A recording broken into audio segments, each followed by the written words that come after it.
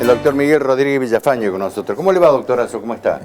Bien, en lo personal bien, en lo demás... Hay temas importantes, el juicio ético. Sí, fíjate que eso es una cosa muy interesante. El juicio ético de opinión, Sí. que es una modalidad que también tiene que ver, de acuerdo a un pacto internacional de los derechos de los pueblos, que se inauguró ese sistema en Bolonia en 1979, en donde se constituyó el Tribunal Permanente por los Derechos Humanos de los Pueblos. Imitándolo eso, nosotros hemos hecho acá en Córdoba el Tribunal Ético de Opinión en contra de la política del presidente Milei, que implica en sí mismo un genocidio por goteo a las personas mayores adultas. En función de lo cual tiene una estructura de juicio, en donde van testigos de distintos tipos, también se analiza distintas perspectivas. Y fíjate, y ahí ha quedado demostrado palmariamente, porque esto no es un panfleto, sino una estructura de pensamiento. Por ejemplo, los médicos que hablaron, acá fue el doctor Atienza y el doctor Pressman, famosos gerontólogos y especialistas en salud pública. Por ejemplo, Atienza comentó que casualmente el tema que está viviendo ahora es gravísimo en cuanto a lo que hace a la salud de las personas mayores. Especialmente, dice que el año pasado los mayores de 65 años aumentaron el 30% de muertes y se calcula que este año va a ser un 10%, 10.000 personas más. El año pasado 30.000. En función de varios factores, fíjate, se han dado más fallecimientos de personas adultas que en la época de la pandemia. Y esto está asociado, fíjate, un jubilado que gana 150.000 pesos, no puede pagar, comer, pagar los medicamentos, a su vez hacerse las asistencias adecuadas. Sí. Contaban los médicos que van al consultorio y le dicen si pueden tomar media pastilla en vez de la pastilla completa, o si la pueden tomar cada 24 horas y no cada 12 horas. Una cosa terrible, aún más en el contexto que se suma, que incluso cada vez más van menos a la consulta médica, porque como las obras sociales están en crisis, nos encuentran que tienen que pagar un coseguro, que no tienen plata para pagar el coseguro de la asistencia médica.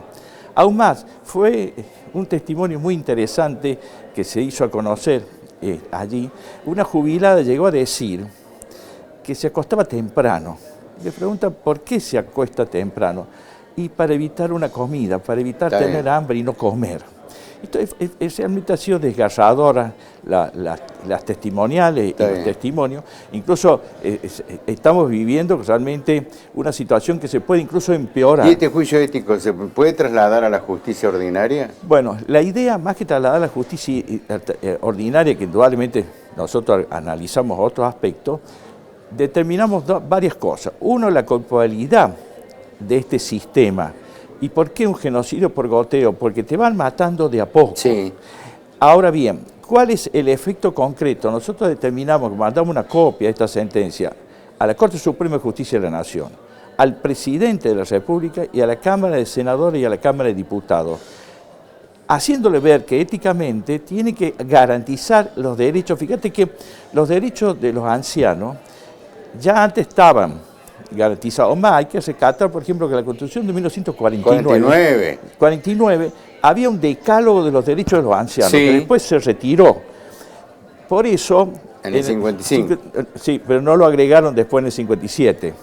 Pero en el 94 agregaron una cláusula muy interesante en el artículo 75, inciso 23, en donde dice que el Congreso y el Estado tienen que tener políticas especiales, particularmente en defensa de la mujer, de los niños, de los discapacitados y de los ancianos.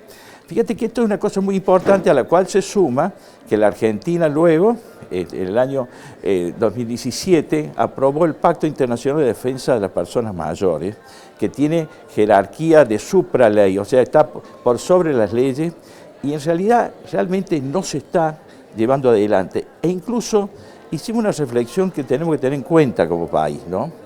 Tenemos que tener en cuenta porque hemos pasado de la noche oscura del terrorismo de Estado a un Estado perverso y cruel.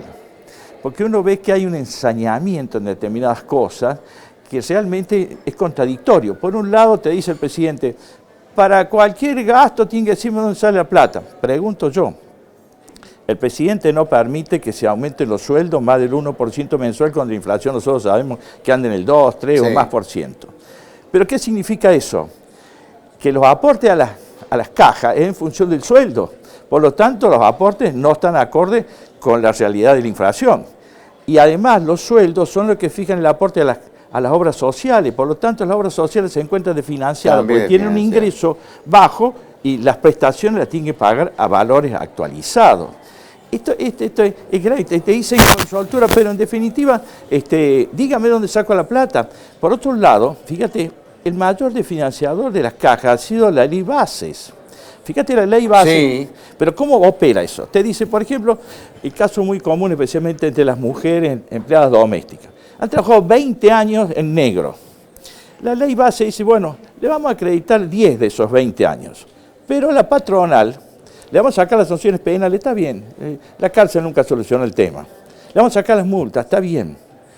Pero la deuda tiene que pagar solo el 30% de la deuda de esos 10 años.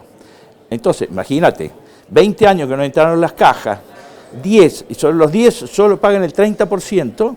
Ahora, eso sí, a la mujer perjudicada le dice, pero usted tiene que acreditar 30 años antes de los 60 años.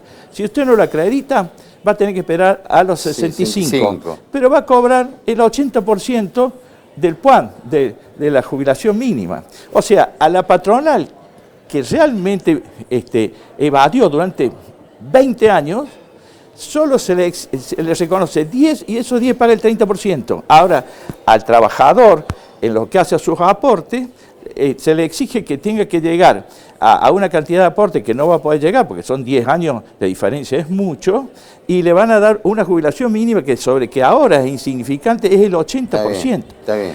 Y incluso empieza a haber planteos que son tremendamente crueles y, podríamos decir, y falsos. Fíjate otro detalle, en el presupuesto del año que viene, que ya ha presentado el presidente, ha reducido las partidas para pagar los juicios que le deben a los jubilados el Estado. Y acá aclaremos esto, el Estado es tramposo. Vos sabés que los únicos juicios en donde las costas no las asume el perdidoso son los juicios previsionales. En su momento se reformó la ley de honorarios y de costas a nivel nacional, y Macri vetó el artículo 68 que establecía que había costas conforme a la lógica, que el que gana no paga costa, el que pierde paga costa. ¿Qué es lo que pasa? Un jubilado no le cumplen con su jubilación. Tiene que hacer juicio, pero como el Estado no paga costa, entonces va a primera instancia, aunque haya jurisprudencia pacífica, ya está claro, le apela a segunda instancia, le apela a la Corte Suprema, demora como 8 años. Ahí fíjate, lo grave de eso, ya no es solamente la plata, que obviamente se la deben al jubilado, sino uno de los valores más importantes que tiene el jubilado, que es el tiempo. No es lo mismo gozar hoy de ese dinero que es tuyo, que dentro de 8 años que no sabes qué va a pasar. Ahora, una vez que terminó ese proceso, queda firme y tiene que pagar el Estado. Ahora, esas partidas han sido reducidas para cumplir lo que ya tiene cosas juzgadas respecto a las deudas de los jubilados. Es tremenda. Por eso insisto, nosotros no podemos pasar de la noche oscura del terrorismo de Estado a un Estado perverso y cruel, que encima se descarga sobre los más débiles, discapacitados, casualmente ancianos, y a su vez se descarga de una forma con lo que llamamos el discurso del odio, que es gravísimo en democracia. Fíjate, a vos y a mí, que somos periodistas, el presidente da por cierto que nos odian, solo que no nos odian lo suficiente, fíjate la clave. O sea, dice, damos por cierto que todo el mundo odia a los periodistas, pero no lo suficiente. Primer detalle, es suicida. Casualmente, si el periodismo es el que busca informar, y vos sos un ejemplo del periodismo que ha hecho honor siempre la tarea de traer todos los temas a la mesa pública. Pero no se queda ahí. Está en una postura pregenocida. ¿Por qué pregenocida? Él después dice, a muchos de estos periodistas los llevaría a la hoguera. Bueno, cámara de gas o hoguera, no sé qué diferencia puede haber. Fíjate que ahora le ha vuelto a apelar el fallo que al periodista de La Nación, Pañi, es porque le dijo que tenía metodologías que indudablemente se aproximaban a la lógica del periodo pre-hitlerista. Pero fíjate qué otra cosa tiene en común: subhumanizar a la persona. Porque yo a vos como periodista no te digo periodista, te digo rata, te digo cerdo, te digo excremento ensobrado, te bajo. Y mira la consecuencia grave, y esto es importante tener en cuenta. Eso no deja de ser una orden indirecta, subliminal, a la fuerza de represión. Pues imagínate la mentalidad de un policía federal, un gendarme, un prefecto, un policía, digamos, aeronáutico.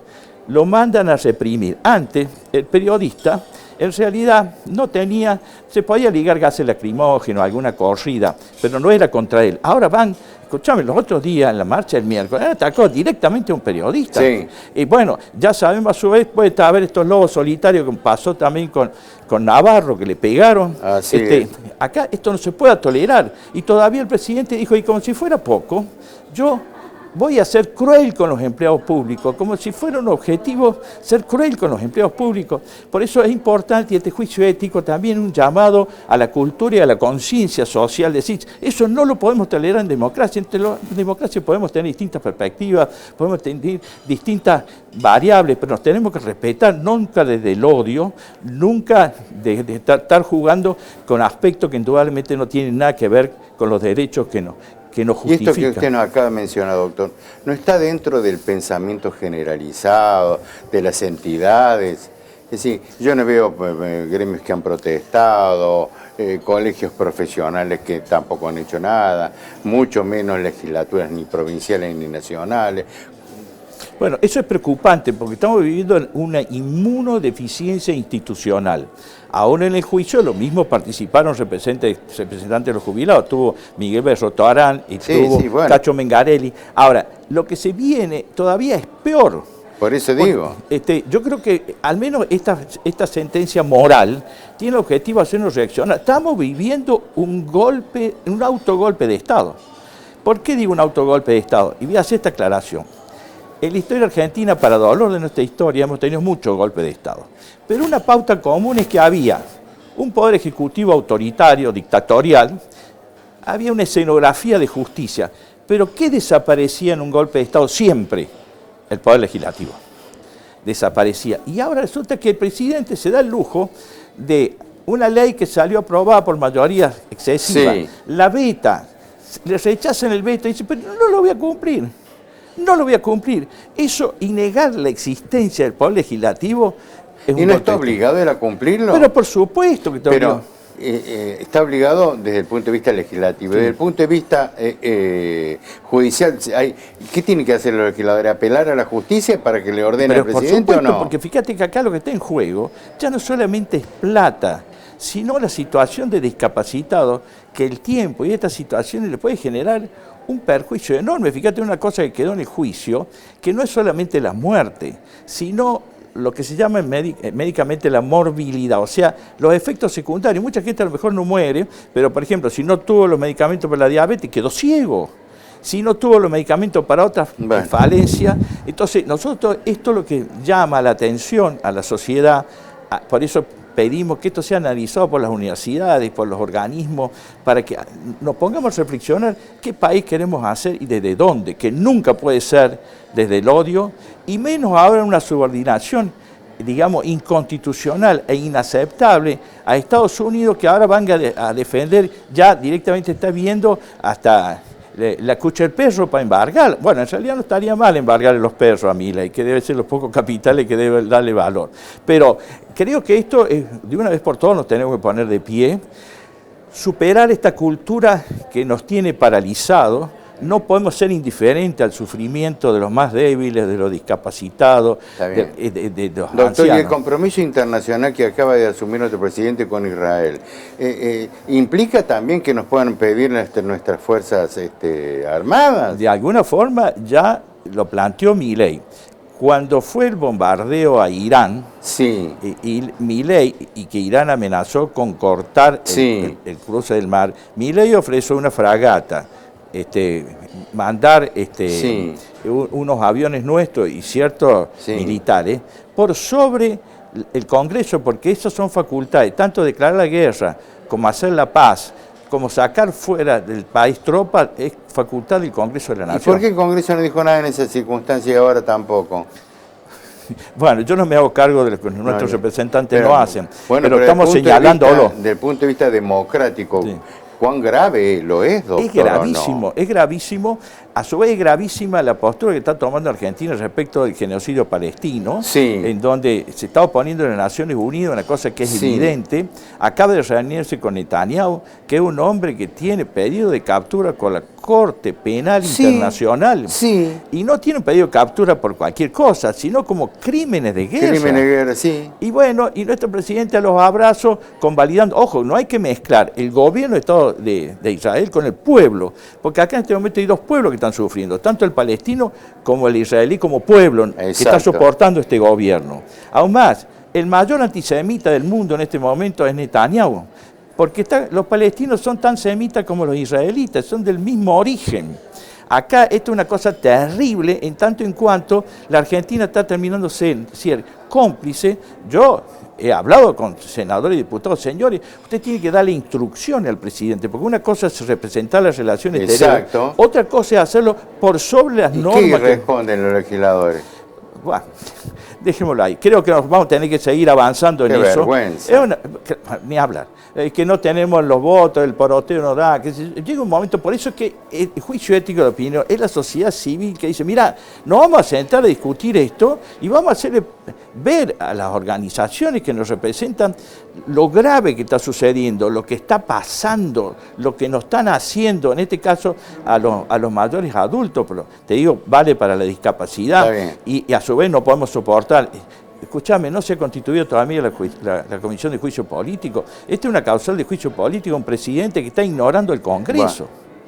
Yo creo que, pero al menos tenemos que seguir reflexionando. Y yo públicamente agradezco lo que haces vos, querido amigo, porque creo que esta prédica es constante y no es poco, por eso invitamos a todas las organizaciones, tenemos a disposición la sentencia para que sea un ámbito de reflexión de lo que a nosotros tenemos que usar como elemento convalidante de una sociedad mejor y no desde el odio, desde la crueldad, desde el insulto, ¿cierto? Escuchame, un presidente que empezó diciendo que todo el Congreso era una manga de ratas, Sí. que asumió dándole la espalda Sí. al ámbito representativo Sí. de la sociedad.